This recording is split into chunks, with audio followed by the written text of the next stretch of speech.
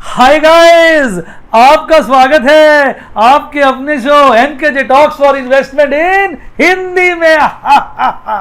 कैसे हैं आप भाई? बाजार देखा, कभी ऊपर कभी नीचे। आज देखा बाजार ने क्या तमाशा किया।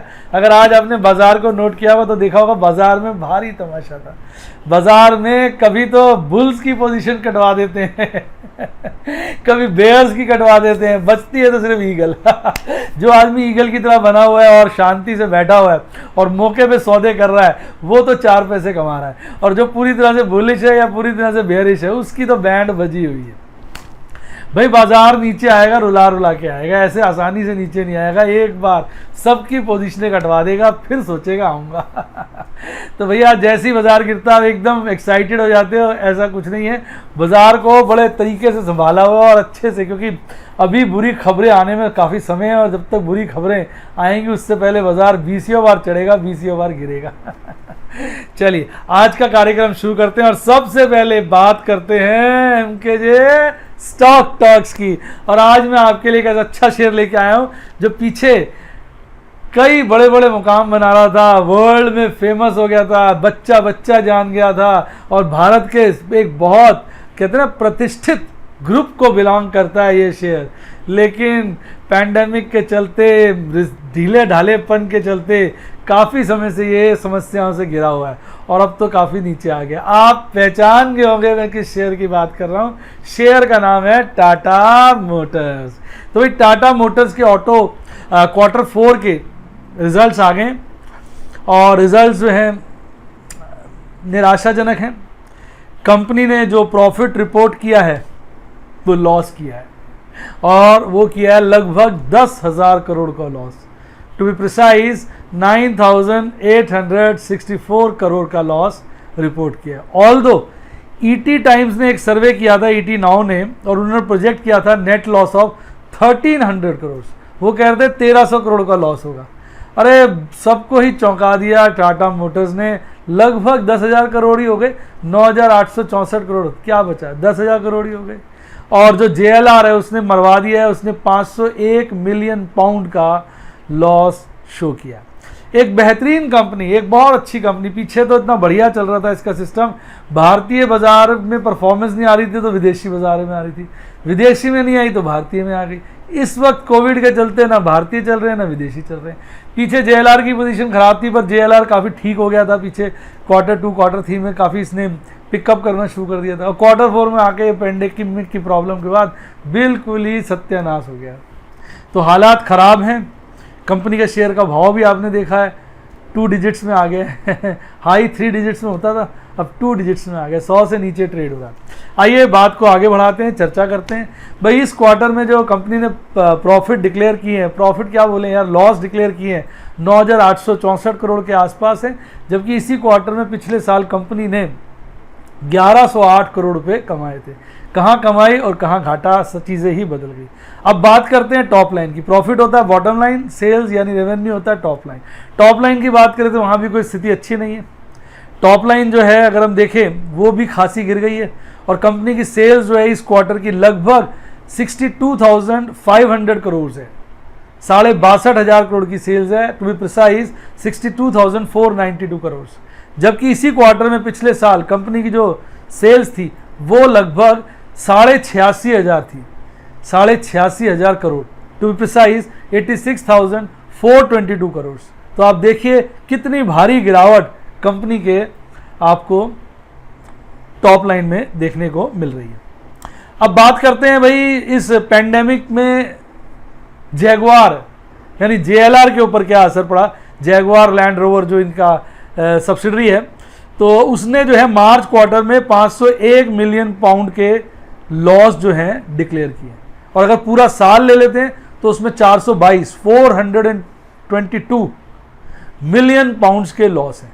और टर्नओवर की बात करें, रेवेन्यू की बात करें तो फोर्थ क्वार्टर का रेवेन्यू 5.4 बिलियन पाउंड्स है और पूरे साल की बात करें तो 23 बिलियन पाउंड्स है।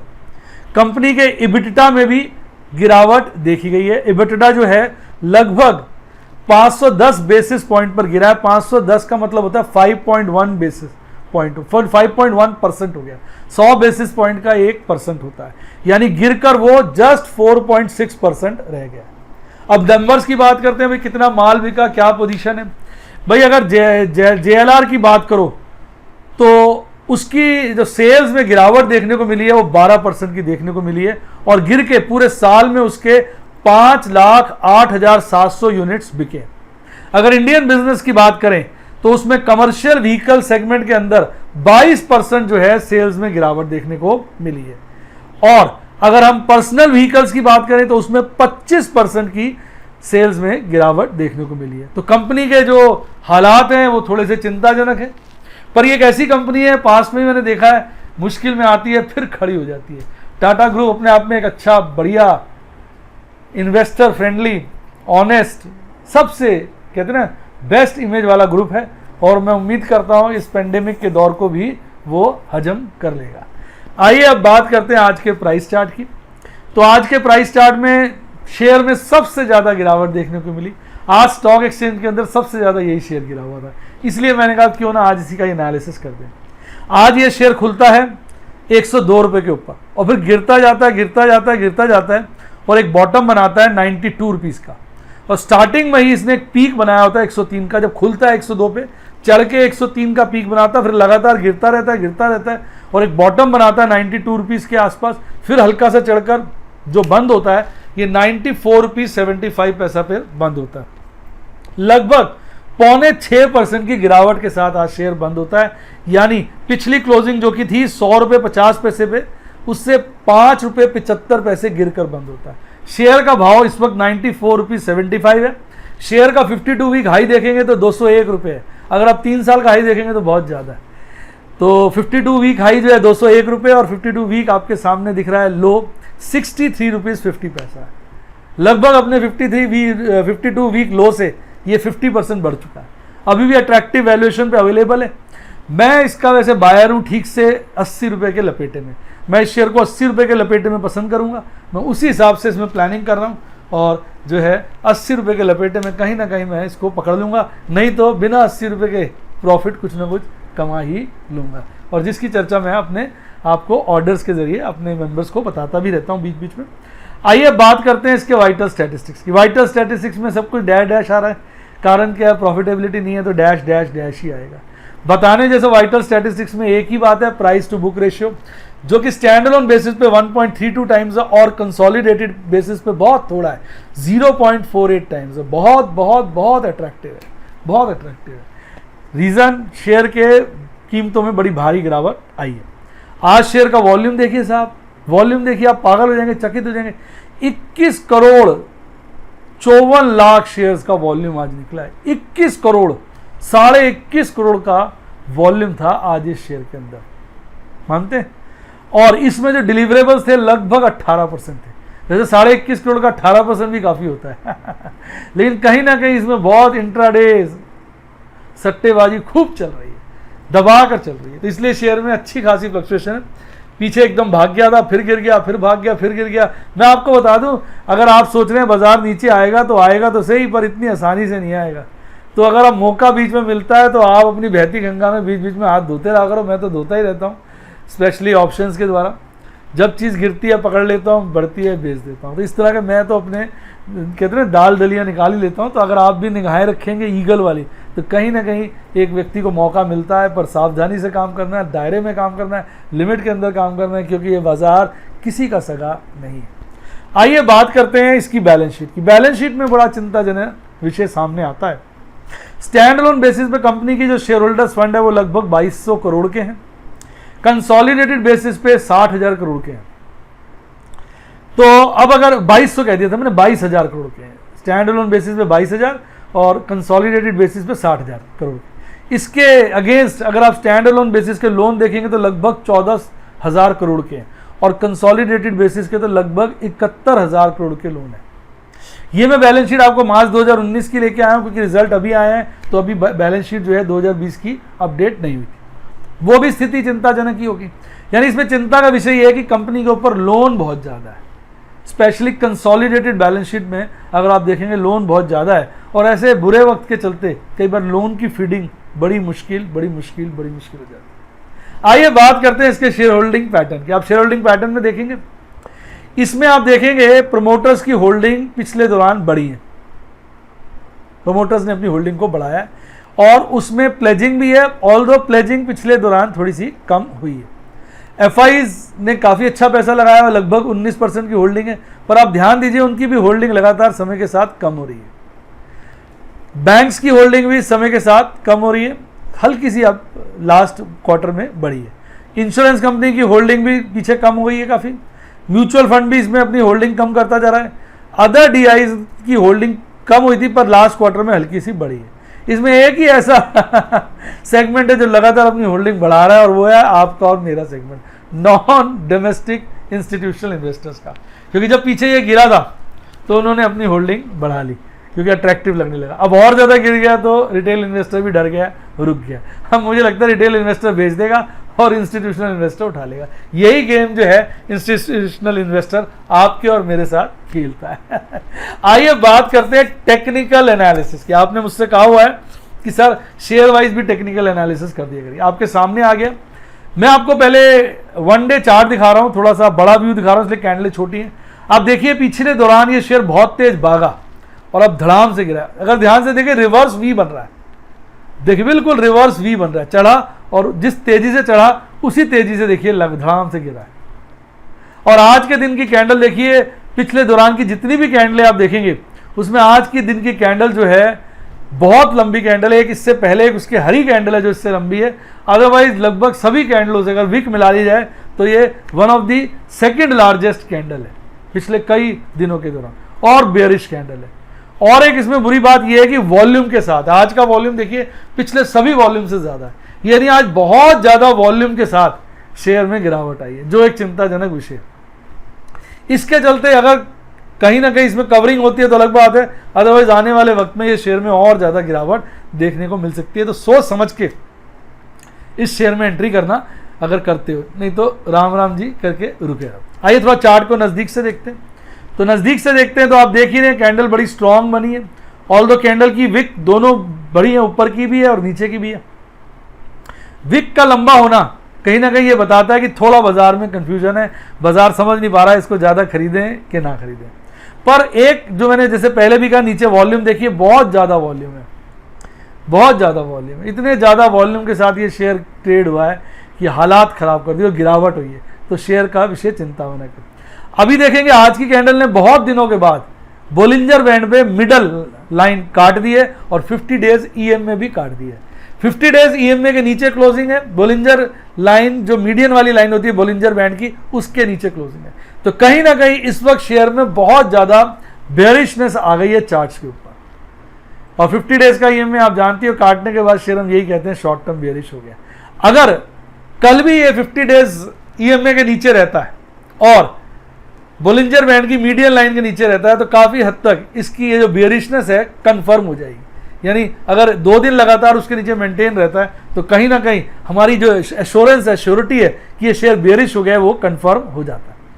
अब बात करते हैं इसके एमएससीडी चार्ट के। एमएससीडी चार्ट ने तो खुल के डिक्लेयर कर दिया कि भैया शेयर बेयरिश है, उसने बना दिया बेयरिश क्रॉसओवर। आज आप देखिए आज हिस्टोग्राम लाल पिछले कई दिनों से लगातार बन रहा है और उसका हाइट लाल हिस्टोग्राम की कम होती जा रही थी, जिसका मतलब यह था कि एमएससीडी लाइन जो है सिग्नल लाइन से उसका गैप कम हो रहा था, वो धीरे धीरे ऊपर से सिग्नल लाइन की तरफ पहुंच रही थी और आज उसने सिग्नल लाइन को काटा और नीचे चली गई। तो आज जो है इसलिए हिस्टोग्राम नेगेटिव में बना है क्योंकि आज एमएससीडी लाइन सिग्नल लाइन से कम है, बेयरिश क्रॉसओवर बना है। और एक चीज ध्यान से देखिए, बेयरिश क्रॉसओवर का एंगल बहुत चौड़ा है।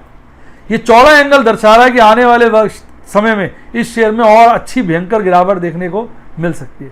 तो बेटा काम करना सावधानी से, वरना करना ही मत।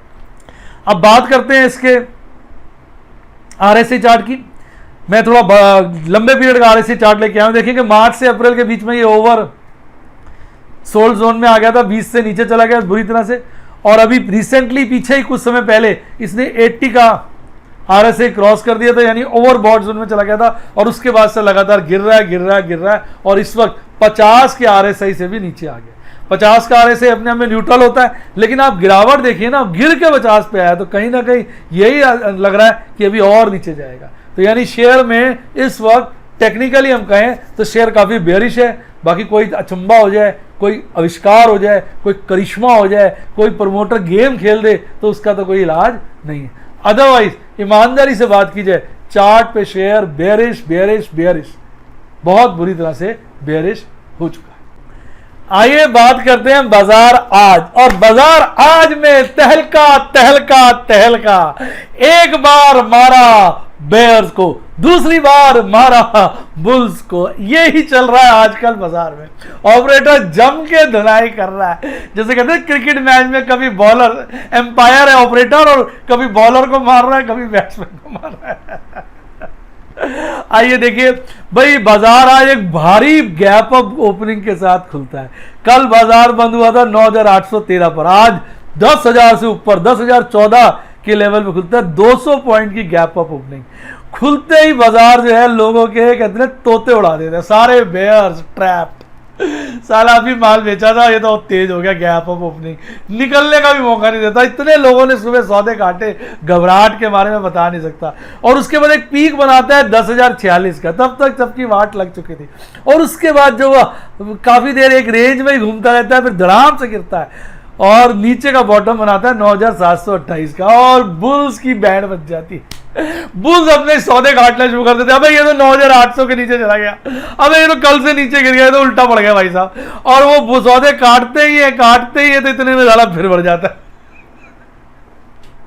फिर बढ़ जाता है और 9,914 पे जाके बंद होता है 100 पॉइंट तेजी के साथ। यानी अंत में रिजल्ट ये आता है कि 1% की तेजी दिखा देता है। तो देखिए गैप अप ओपनिंग में से पूछते हैं गैप अप ओपनिंग क्यों होती है? भाई गैप अप ओपनिंग इसलिए होती है कि लोगों को मारने के लिए होती है। एकदम बाजार गैप अप ओपनिंग से खुलता है तो बेयर्स की सिट्टी पिट्टी गुम, बेयर्स अपना माल काटते हैं। बेयर्स माल काटते हैं तो ऑपरेटर के पास टाइम होता है, जब माल कटवा देता है तो धड़ाम से बाजार गिर देता है। बुल्स की सिट्टी पिट्टी गुम, बुल्स कहते मर गए यार, बाजार गिर गया, वो काफी गिर देता है, पिछली क्लोजिंग से भी नीचे कर देगा। तो बुल्स जो है पिछली क्लोजिंग से जैसे ही नीचे जाता है तो उनको लगता है टेक्निकली वीक हो गया, उनके स्टॉप लॉस वगैरह सब ट्रिगर कर जाते हैं, वो अपना माल काटते, थोड़ी देर उनको काटने देता, लॉस बुक हो रहा होता है उनका, और फिर खींच देता ऊपर और कल से ऊपर से ज्यादा बंद कर देता है। तो इस वजह से गैप अप ओपनिंग का या गैप डाउन ओपनिंग का बड़ा फायदा होता है फंसाने के लिए लोगों को। लोगों के ना पैरों के नीचे से जमीन निकल जाती है। अब क्या बोले आपको कि सर हंस रहे, हंस हम खेल पे रहे हैं, लोगों के नुकसान में नहीं हंस रहे। ये देखने का नजरिया है। जो अच्छा व्यक्ति होता है वो गेम के मजे लेता है, खिलाड़ियों के ऊपर नहीं हंसता, वो गेम पर हंसता है। क्रिकेट मैच हो रहा है, कोई टीम जीत रही है कोई हार रही है, क्या फर्क पड़ता है, गेम तो मजेदार चल रहा है, हम गेम को भी एंजॉय कर रहे हैं।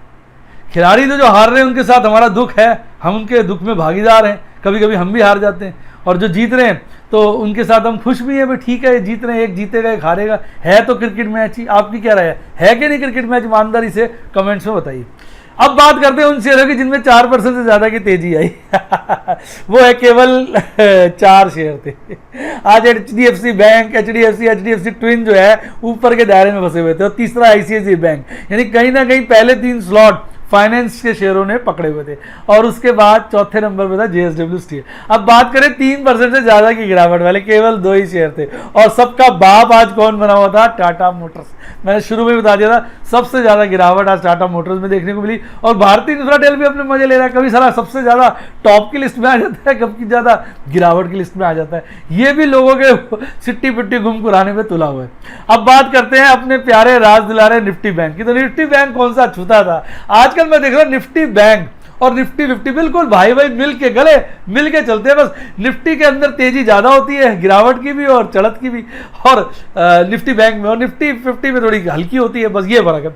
आज देखिए अपना निफ्टी जो है 1% के आसपास चल के बंद हुआ, ये 2% के आसपास चल के बंद हुआ। हालात इसके भी सेम थे। सुबह करता है एक अच्छी गैप अप ओपनिंग, 20,500 पे खिलता है और एक पीक बनाता है 20,638 की, और फिर थोड़ी देर स्टेबल रहता है, फिर धड़ाम से गिरता है और एक बॉटम टच करता है 19,507 का। सब पोजीशन कटवा देता है थोड़ी देर तक, और फिर चढ़ता है, और चढ़कर जो है लगभग 20,296 में बंद हो जाता है। अगर पिछली क्लोजिंग से कंपेयर किया जाए तो 2% की लगभग तेजी के साथ बंद होता है। इसके अगर शेयरों की बात की तो जो बैलेंस सा माहौल चल रहा है, 5 शेयर जो हरियाली में और बाकी 7 शेयर लालियाली में। आज जो है आपका इंडसइंड बैंक, एक्सिस बैंक जो बड़े चौके छक्के लगा रहे थे, स्पेशली इंडसइंड बैंक मरवा दिया उसको, आज घेर दिया, आज नीचे में वो 460 के आसपास बिक गया। कहां 550 तक ले चले गए थे और नीचे नटा दिया तो 460। अब ये मत सोचिए कहीं सोच रहे हो गिरता रहेगा। अगर आप सोचेंगे गिरता रहेगा और शॉर्ट करेंगे तो साले इसको खींच देंगे, फिर 500 ले जाएंगे। यानी कहने का मतलब drama game, full to game चल रहा है शेयर बाजार में। शेयर बाजार कम कसीनो बन गया है। कैसा लगा डायलॉग कमेंट बॉक्स में बताइए, और मजा आया तो वीडियो को लाइक करिए। आपका लाइक मुझे प्रेरित करता है नए नए पॉइंट लाने के लिए। आइए बात करते हैं बाजार कल में हम डिफरेंट तरह के एनालिसिस करते हैं और लगभग हमारे एनालिसिस जो है एक अच्छी ब्रॉड रेंज दे देते हैं और बाजार आप देखते हैं लगभग उसी में घूमता है।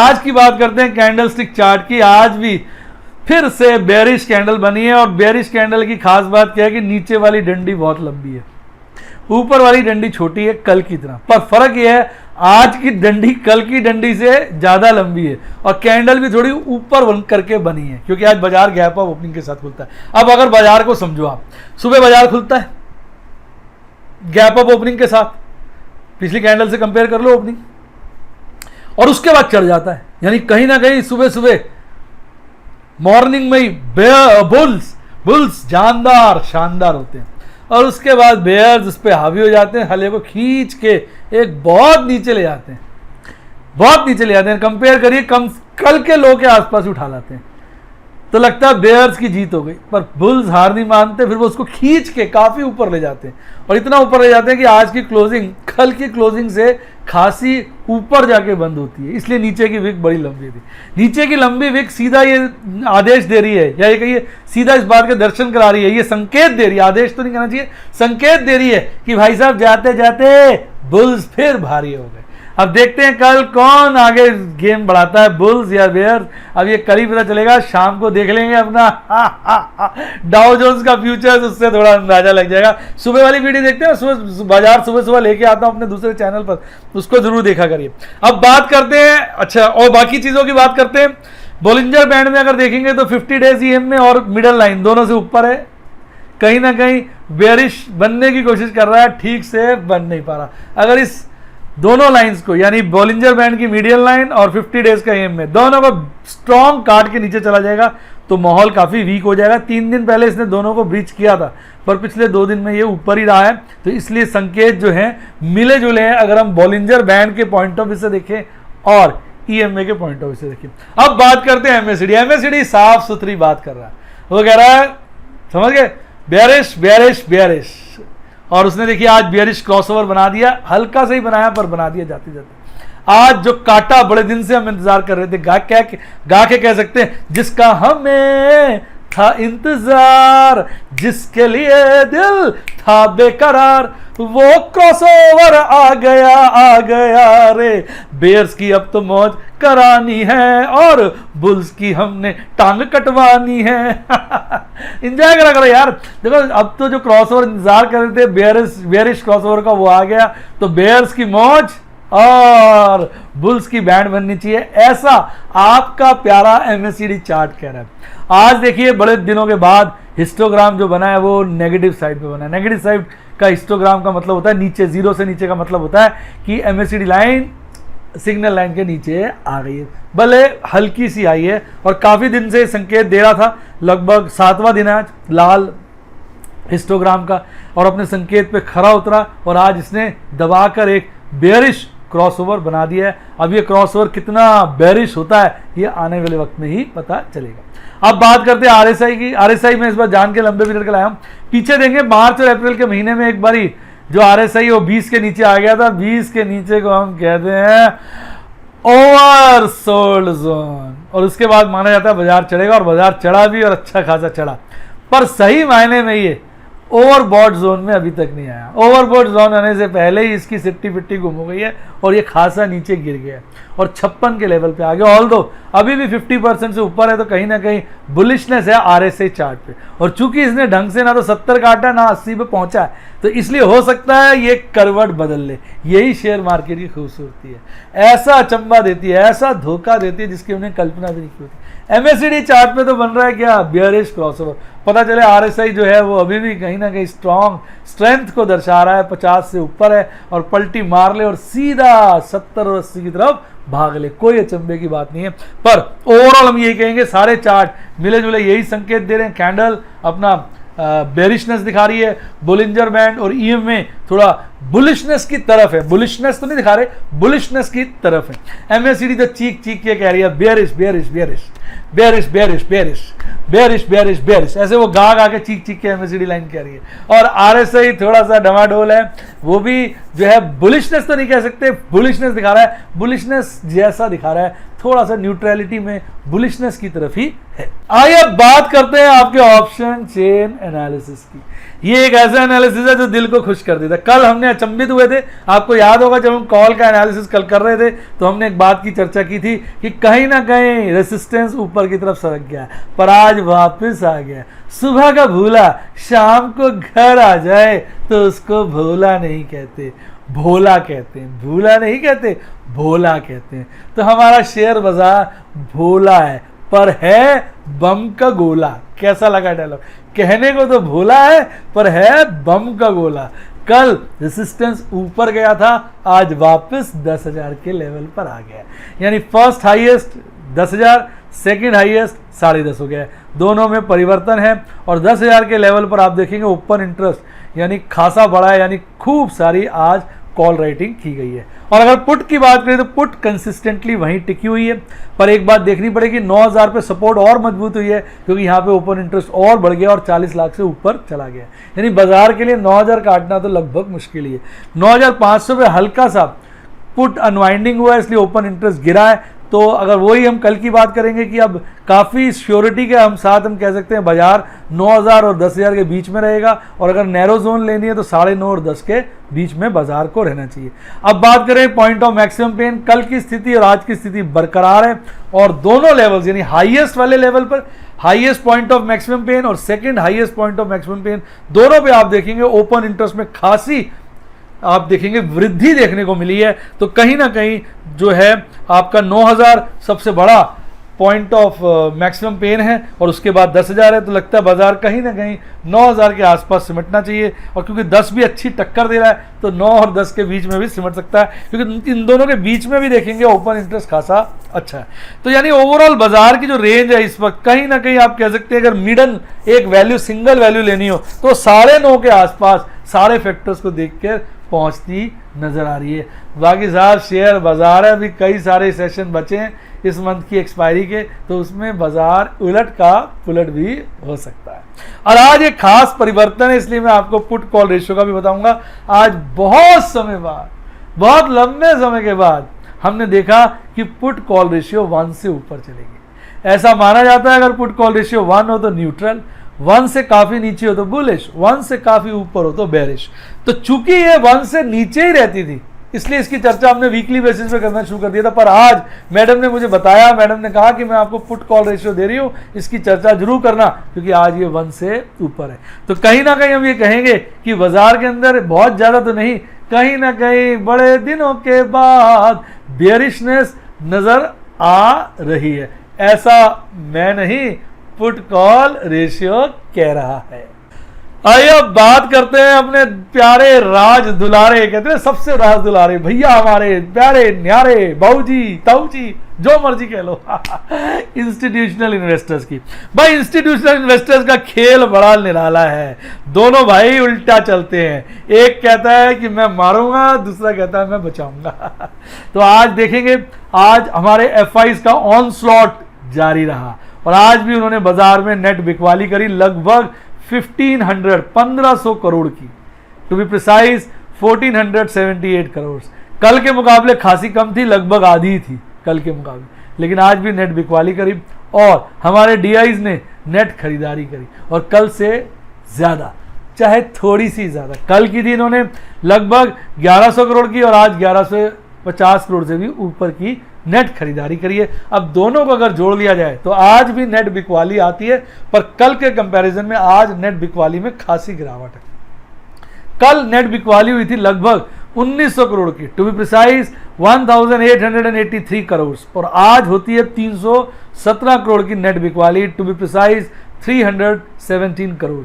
तो ओवरऑल आप देखेंगे बाजार में बिकवाली जारी है। ओवरऑल दोनों भाई मिलकर तो नेट बिकवाली कर रहे हैं, माल पिलाया जा रहा है। अब माल पी कौन रहा है इस बारे में मैं कुछ नहीं बोलूंगा, वो मैं आप पे छोड़ दूंगा।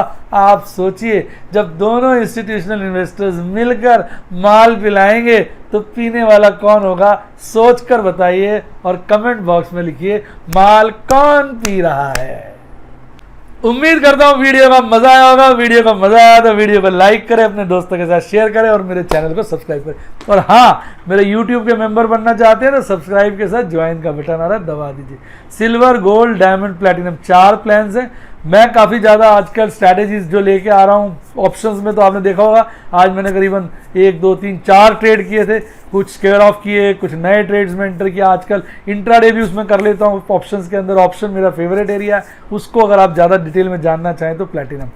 और इसके अलावा जीटीडी वगैरह जो होते हैं वो डायमंड मेंबर्स के साथ शेयर करता हूँ।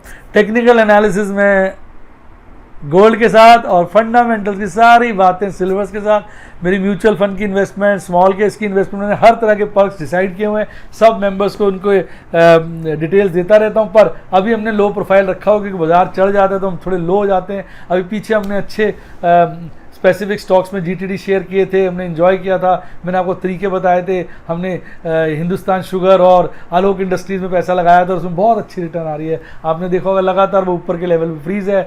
जिन्होंने बहुत पैसा लगा दिया हो उनको जो है प्रॉफिट बुकिंग करता रहना चाहिए। मैं तो उसमें 5 सीक्रेट स्ट्रैटेजी के अनुसार थोड़ा ही पैसा लगाता हूँ और आराम से अच्छी बुकिंग करता हूँ। और इसके अलावा अगर आप मेरे व्हाट्सएप के मेंबर बनना चाहें तो फ़ोन नंबर डिस्क्रिप्शन बॉक्स में, आप कॉल करें या आप मेरी टीम को कॉल करें या व्हाट्सएप करें। उनका नंबर डिस्क्रिप्शन बॉक्स में है, वो आपको पूरी डिटेल देंगे। सफ़ायर के अंदर सब कुछ आता है एफएनओ के अलावा, और रूबी के अंदर एफएनओ आता है। इसके अलावा अगर स्टॉक एक्सचेंज की बेहतरीन किताबें पढ़नी हो तो लिंक डिस्क्रिप्शन बॉक्स में। म्यूचुअल फंड में करना हो डायरेक्ट में तो लिंक डिस्क्रिप्शन बॉक्स में है। कुबेरा का आप उसमें अप्लाई कर सकते हैं। कुबेरा एक अच्छा प्लेटफॉर्म है, आप उसका इस्तेमाल कर सकते हैं। इसके अलावा आपको अगर डीमैट अकाउंट खुलवाना तो बड़े आप प्यारे प्यारे अच्छे जो पॉपुलर डीमैट अकाउंट खोलते हैं उनके लिंक भी डिस्क्रिप्शन बॉक्स में। और इसके साथ साथ ऊपर आ रहा है मेरा टेलीग्राम चैनल का लिंक। इसको जिसने ज्वाइन करा उसकी लाइव जिंगल लाला, जिसका रह गया उसकी लाइव ढीला डाला। पर ज्वाइन करते वक्त देख लेना फेक चैनल ना, मेरे चैनल में आप और मैं मिलकर 1,06,000 से ज़्यादा सब्सक्राइबर हो चुके हैं। इसी के साथ साथ bye bye, God bless you, happy investing और आप शेयर मार्केट के बादशाह बने।